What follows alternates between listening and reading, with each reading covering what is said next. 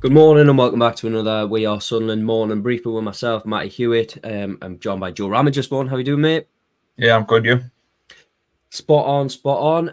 Before we get stuck in things, obviously it's Championship fixtures release day. We're in partnership with the Farm Museum and Cost Specs Opticians.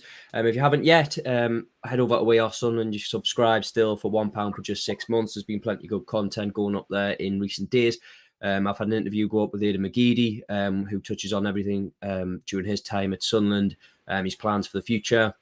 Joe's done a great piece on what we can expect to see from Régis Le Bris, his style of play, etc. at Lorient, and what we can expect to see at the Stadium of Light. Let's go. Get that petrol card ready, because there's some long trips in the first 2 months, isn't there, for Sunderland? I think obviously we'll quickly just run you through the first 6. So it's Cardiff City away, Sheffield Wednesday at home, recently relegated Burnley at home on Saturday the 24th, and a mega trip to Portsmouth on the 31st of August, followed by Plymouth Argyle a fortnight later. There's some long trips in there, isn't there?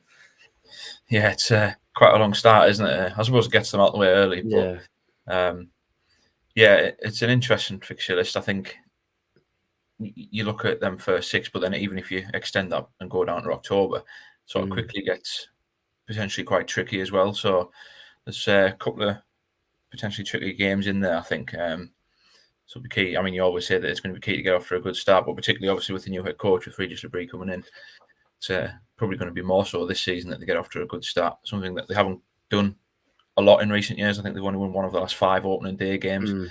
So yeah, not particularly an easy start, I wouldn't say. Obviously, always you'd like to be at home, wouldn't you? But yeah, I think there's a couple of tricky games in there to start with. I think what's interesting as well, I know you've touched on there about the Cardiff game being away, but the second game and the first game, like the first game at home against Sheffield Wednesday, that was obviously Sunderland's last game at home last season with Danny Rowland. I think, look, under no illusion, the Owls basically turned up and steamrolled Sunderland that day. So it's a decent enough sort of first game at home to see, what changes he's been able to implement. I mean, it'll be interesting to see as well how Sheffield Wednesday operate. I think he's returned from his coverage at the Euros to start pre-season at Hillsborough. Sunderland, obviously, I think Régis Le Bris will come in at the start of next week, but it's a decent enough first game to have at home. If you go off how things were last season, saying that's off. We're just looking at where the Championship table finished. I think if Danny Rowland had been in there since the start of the season, the Owls would have been a top half side. So in the same breath, it's a decent enough first game at home, but again, there's still quite a lot of preparation, etc. Squads can change, completely before then. But yeah, what do you make of that one? I think you make a really good point. It's a good barometer, isn't it, or a good yardstick rather, to really see what's happened between the end of last season and the start of this season, how the pre-season's gone, some recruitment and things like that for both teams. Sheffield Wednesday was certainly a team that were on the up towards the end of last season. Sunderland heading in the opposite direction. That needs to sort of flip, if you like, certainly from a Sunderland point of view. So that will be a good yardstick to see how far things have come, because if it's a similar performance, then sort of the alarm bells would be immediately there, wouldn't they?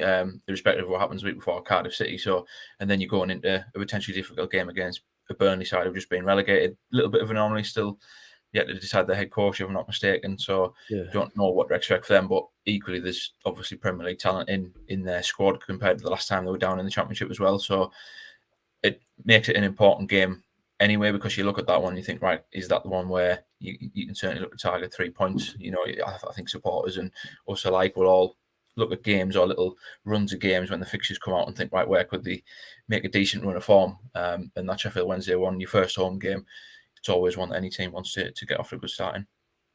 Yeah, and we'll obviously touch on the Weir Tees derby, obviously Borough at the Stadium of Light on Saturday the 21st, and the reverse fixture is on Saturday the 1st of February. That's always a game that supporters look out for, isn't it?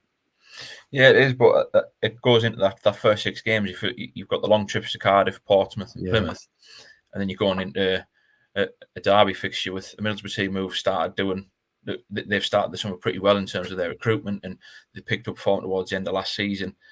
So again, for me, it's a tough start, just given those long away trips any time in the season are potentially difficult. Going to Portsmouth, they're going to have sort of the wind in the sails. Promotion, that'll be one of their first home games.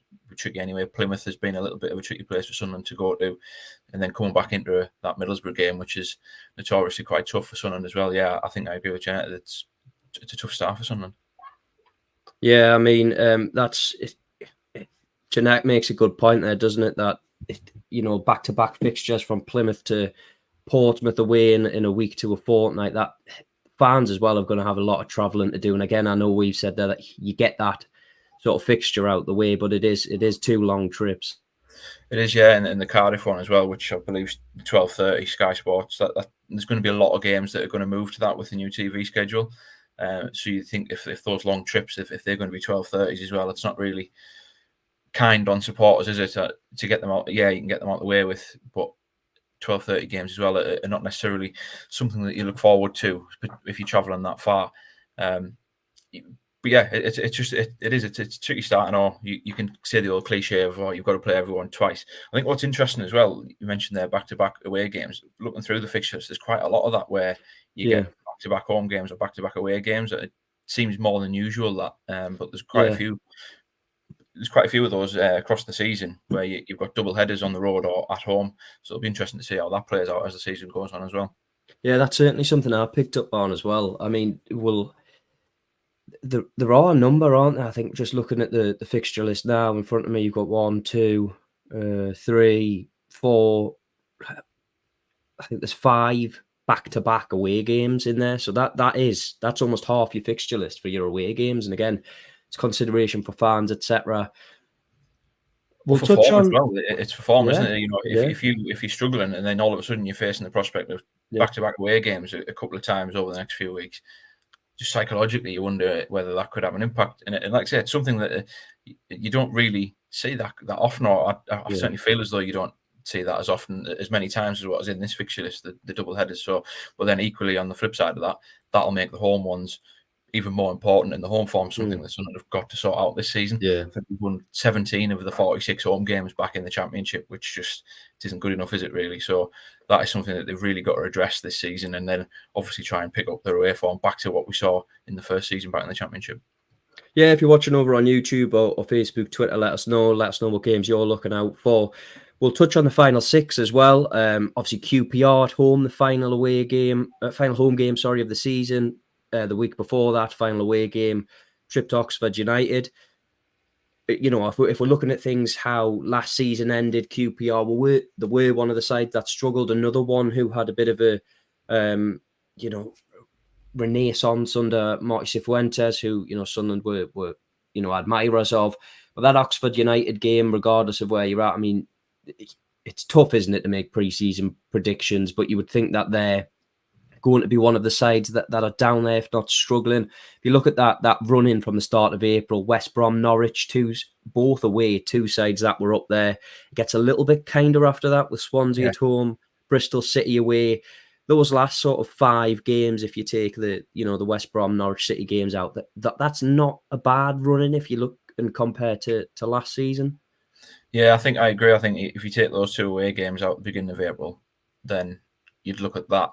Again, we'll revisit it at the time, but as of now, as of teams based on last season, sort of in and around mid-table-ish or struggling towards the bottom end, you would think from after that Norwich game that is reasonably kind. If you look at just even last season where they went to Leeds, went to West Brom, for example, they were two tough games to go in there as well. So yeah, it's not the worst run in at this stage. Obviously, things can change. I mean, Blackburn at home Easter Monday. I hope that we don't have a repeat of what we saw Easter Monday just gone, which is, again, sort of brings a little bit of context to how we're saying this now. But just looking at it from this point, if you look over the Easter weekend, those final 4, even going to the Swansea game, you would say that it's potentially favourable if you need points to sort of for that late promotion push or into the top 6 or what have you, which is what we obviously all hope that is going to be the case this season.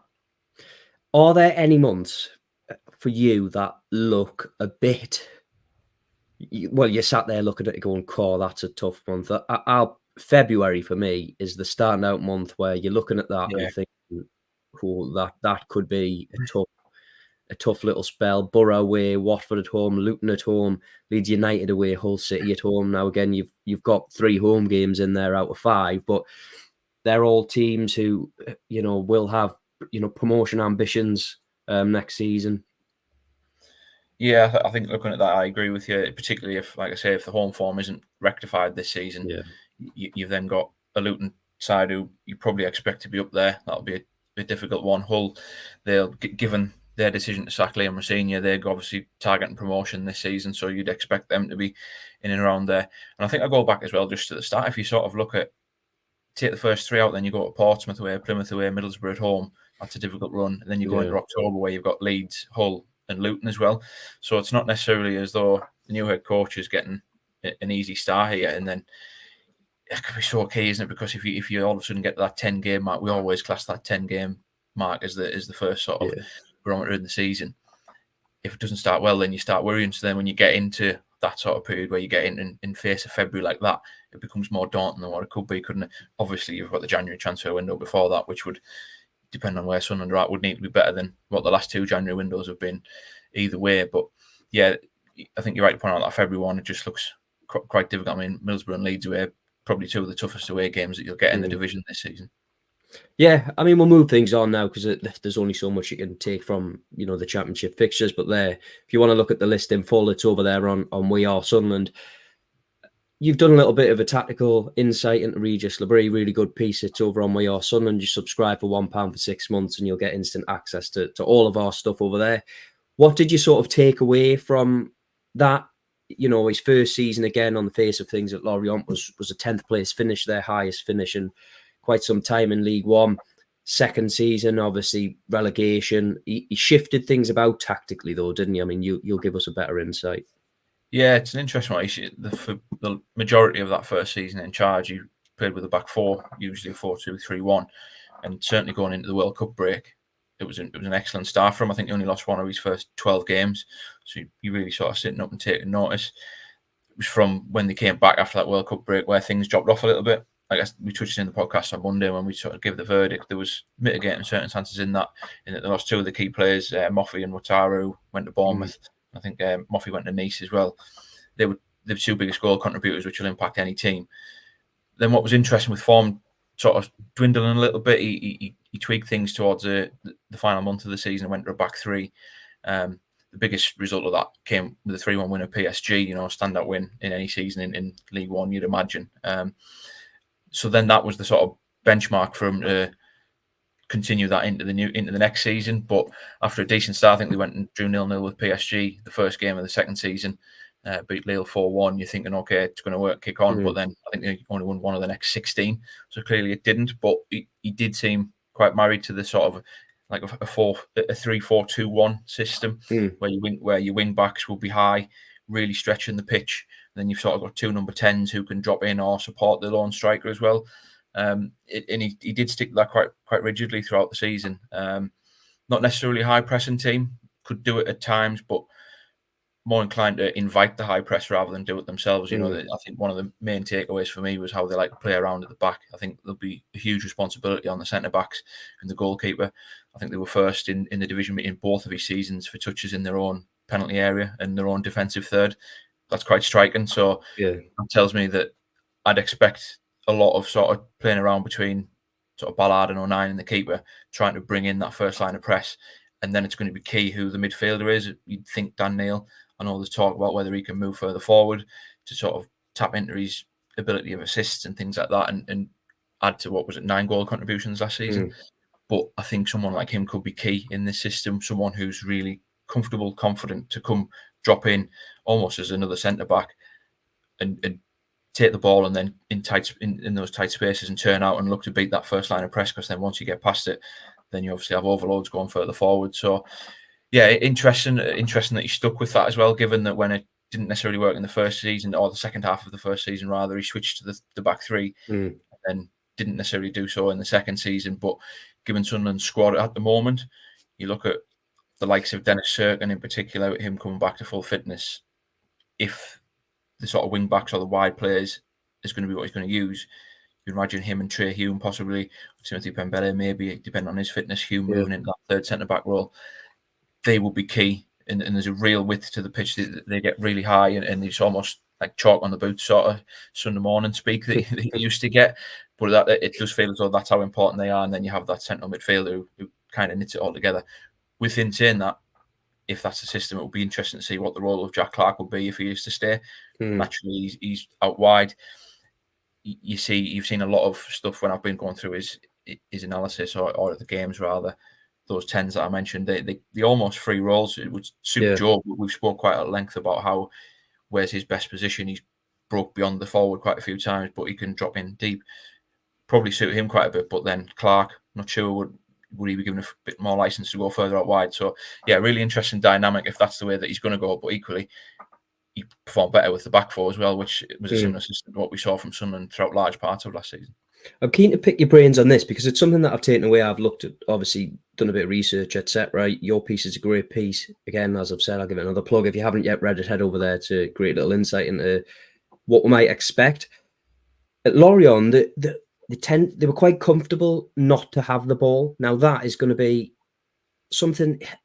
Look, we're heading into next season, and we know Sunderland in the past few years have been a possession-based, dominant, heavy side. That would be there'd have to be a change of mentality from Le Bris, or he'd have to at least change the way he thinks. We could see Sunderland change, but certainly from the players that they have in the building, in the message from the hierarchy of the blueprint for how they want to play, attacking front foot football, it doesn't necessarily marry up straight away. So look, we're not writing them off by any stretch of the imagination yet because we haven't seen the ball kicked. But I'm keen to see at least what you think might happen. Do you think you'll stick to it? I think there'll be tweaks and tinkers. I think, as you touched on there, the back four as a 4-2-3-1 or a 4-3-3, that would have been his preferred formation. We saw that he tweaked things in that second season, having lost players. But certainly I think that, what do you think? What do you think is going to happen? No, it's sort of crystal ball type period, isn't it? It's a good point to make. I think the average around about 46% possession with Lorient, but there is context there. In certainly the first season, they were expected to go up, and I think that the main aim was just to make sure that they were away from the relegation places. So when they were sort of second in the table after 10 or 12 games, it was a case of, what's going on here? And that probably worked against him. He was almost a little bit of a victim of his own success that first season, because then the pressure was on on the second season to probably push towards the European spots. I think the expectation will be greater at Sunderland, basically, than what it was at Lorient. Simply put, it's going to be top six, isn't it? That is the aims of everyone to get back in that top six fight. So I think naturally that'll lead itself to Sunderland probably having more possession in games, and just the way the teams have tended to come to the stadium like this over the last couple of seasons.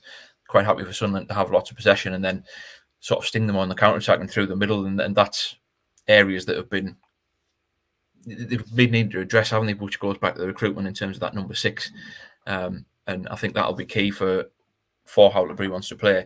I mentioned Dan Neil being the one possibly coming in and picking up the ball, but he needs that sort of enforcer alongside him. I think it was Innocent with Lorient who did that job. So yeah, quite interesting to see how they do it. But you would imagine that we'll have to be tweaks to be more on the front foot. You'd like to think that sort of the model or this playing identity that the hierarchy want is more aligned with kind of what we saw with Tony Mowbray's style in the first season. Can he do that? There's no reason why he can't, with the players that he's got. But yeah, you would certainly expect more possession base from Sunderland.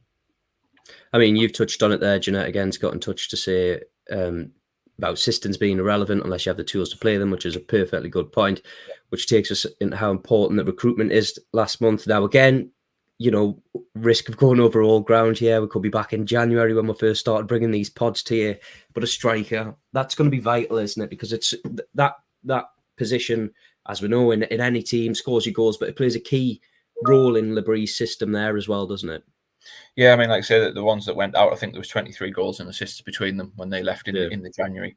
And then even last summer, you had Cornet and Lefay, who had 19 goals and assists between them as well. Yeah. So you're taking that out of any side. Yeah, it's going to impact you. Look what's happened to Sunderland, losing Stewart and Ahmad and players like that, and Robert's been off form, and even like Pritchard going out. 3 of those players were double digits in the first season under Mowbray for goals and assists, and there was only Clark last season. So that's it's obvious. It is stating the obvious that Sunderland needs somebody to step up to be hitting double figures when it comes to goals and assists, so that the burden isn't just on Jack Clarke if he's going to be here. I do think the likes of Joe Bellingham, we touched on it the other week, didn't we? Saying how Sunderland could probably be excited about him. I think he's certainly one who can do that. Neil, depending on how deep he's going to be playing, is another one who can do that. He was on 9 this season, improved from the season before from 5, I think. So naturally, you'd like to see that progress as well. You're going to want to see more from Patrick Roberts this season, more from the likes of Nazar Arusin, Adil Al-Shishu. Obviously, Le Bris had at Lorient only played 11 times, only 1 start, a couple of injuries at the start as well. So you would be interested to see that dynamic, how much he'll feature. And then the recruitment, somebody's got to come in and take the burden of scoring some of the goals and making some of the assists away from Clarke. So it's not all just on him. It's refreshing, isn't it, to be able to talk about something that isn't. I know we're talking about Le Bris and head coach, but about the uncertainty. It's refreshing to be able to look forward now, isn't it? It is, and I think everyone feels like that, and the club will probably feel like that as well to finally draw a line under it. But I totally agree with that point that the systems and things almost become irrelevant unless you've got the personnel to suit it, and that's one thing that he'll quickly be able to identify. We're talking about 3 at the back or the 4 at the back. Sunderland can play both. We've seen it over the last 2 seasons, and fitness and form will certainly dictate that. I mentioned Dennis Irkin earlier. I think he's going to be key for how Sunderland probably will play, because we've mentioned before about the inverted fullback role we've seen Hume doing. I just like my fullbacks going up and down the line. And I think we might see that from Le Bris, particularly if Serkin's going to be fit. So players coming back that might almost feel like new signings who didn't really feature that much last season will be big as well. But the recruitment throughout the spine of the team, and then dotting in the 1 or 2 finer bits is going to be so key over the next month heading into the season. You don't want to be letting it drag into the start of that season. We spoke about the fixtures there, the 4 games in August. If you're getting towards that Portsmouth game, and you might not, if you haven't started so well, you don't necessarily want to be getting to that stage and panicking in the final week of the window. I mean, you touched on the fullbacks there. It's a good point to make, because that was Sunderland's strength in wide areas, at least under Tony Mowbray. It felt, obviously, aside from Jack Clarke, it felt like, Sunderland's shifted away from that. They weren't really getting, crosses in the box. And I get, look, sometimes we had the debate at length about what strikers, Sunderland had available to them. You're not exactly going to toss balls into the box for Nazar Arusin to go and head and get on the end. Obviously, a bit more of a dynamic forward. So we'll definitely see more in terms of pre-season about, what role certain players are going to play. But I think just on Arusin himself, if Jack Clarke is to leave this summer, I mean, look, it's something that we'd all expect will happen. He had such a good season. But again, Sunderland hold the trump cards in that situation, as they do with a lot of players in terms of contracts.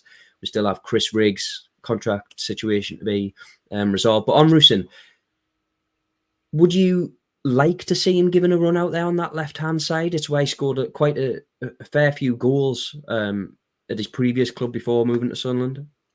I think a lot depends on who comes in for that number 9 role, to be honest. But then within saying that, I think I'd probably rather, like we saw at the end of last season, I think Job's probably more suited to going through the centre rather than Arusin.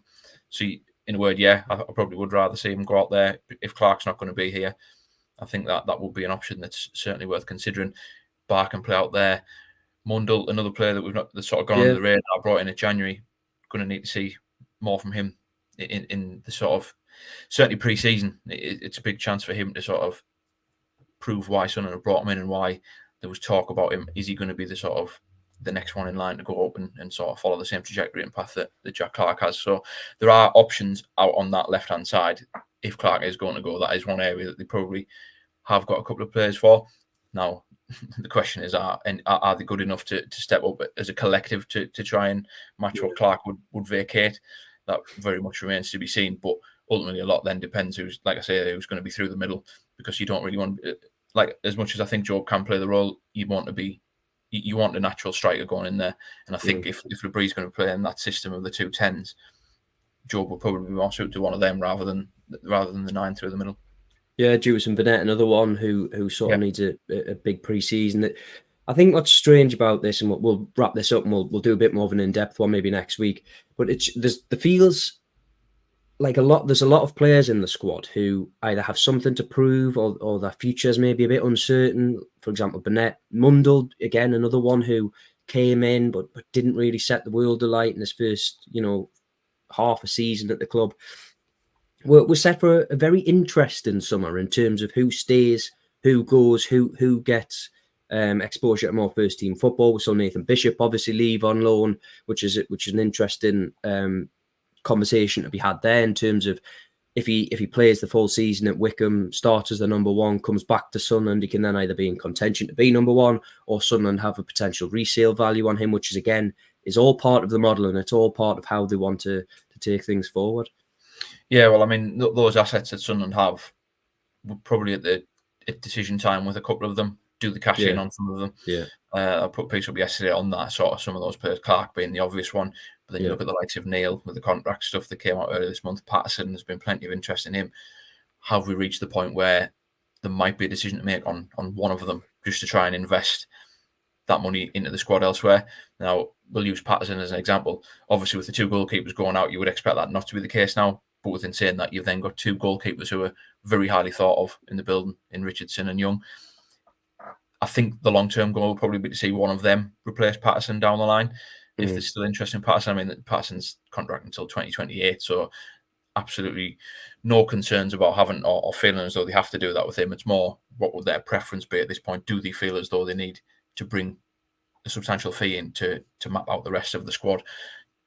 And I think that those questions are only natural because of how the second half of last season went, when you've been on such a poor run of form. And it's interesting. Do you think that it needs a total revamp this summer, or is it just one or two tweaks? Yeah, that's something that's completely open for debate. But with those sort of 4 or 5 assets, you know, Trey Human, Dan Ballard as well, players like that you could put in there. If one of them goes, how well would it be reinvested and where would it be invested, or is it worth it? You know, because how important those players could be this season. So yeah, big summer on the recruitment front, but it does feel as though certainly one of them are reaching close to the point where one of them might go just to see it, just to bring that sort of fee in. Yeah, that's certainly something that we'll touch on next week. I mean, the main topic there is obviously how they reinvest it. You've done a bit on We Are Sunderland about looking at the previous transfer windows. Head over at We Are Sunderland again. If you're not yet subscribed, it's just £1 for 6 months worth of content. We've been in partnership with the Fire Museum and Cospex Opticians, and we'll be back later in the week. Catch you then. Thanks for joining us.